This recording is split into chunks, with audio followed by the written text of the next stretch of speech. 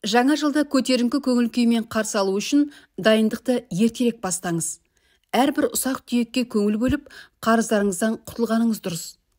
Жаңа жыл қарсаңында әмияныңызға бірдей банкноттарды салып қойыңыз. Балаларға да ақшалай сыйлық беріңіз. Үйдің бұрыш-бұрышына ақша тығып қойыңыз. Бұл ақшаның көбеюіне әкелетін ырым. Шыршаға ілінген ойыншықтардың арасына ірі ақшалай купюра ілуді ұмытпаңыз. Мерекелік дастарханнан қалған ұсақ түйек үгінділерді 1 қаңтар күні таңертеңгісін далаға шашып жіберіңіз. Жаңа жылға бірер сағат қалғанда сүйіктіңізбен ара қатынасыңызды талқылаудың, бұрынғы ғашығыңыз берген сыйлықтарды қолға алудың қажеті жоқ. Бұл келер жылдағы проблемаларды көбейтуі мүмкін. Жаңа жылды қарызбен немесе ақшасыз қарсы алуға болмайды. Жаңа жыл жақындағанда және жаңа жыл басталған уақытта еңбектенуге болмайды. Кір ыдыс жумаған дұрыс. Жаңа жыл түнінде қоқыс төкпеңіз. Тазаланбаған үйде жаңа жыл тойламайды. Ол күні түйме қадауға болмайды екен.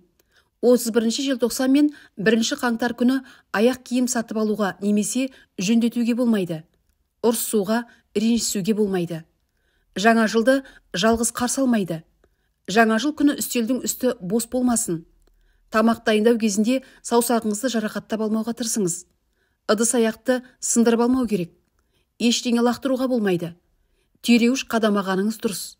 Ол күні шаш қидыруға, тырнақ алуға болмайды.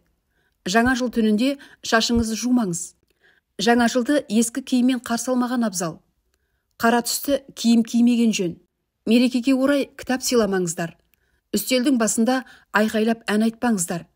Тілеген тілектеріңізді ешкімге айтпағаныңыз жөн. Жаңа жылды тойлап болған соң шыршаны бірден жинап тастамаңыздар. Өткен жылға өкінуге болмайды. Жақындарыңызды сүйіп сәлемдесіңіз. Жылауға және қайғыруға болмайды.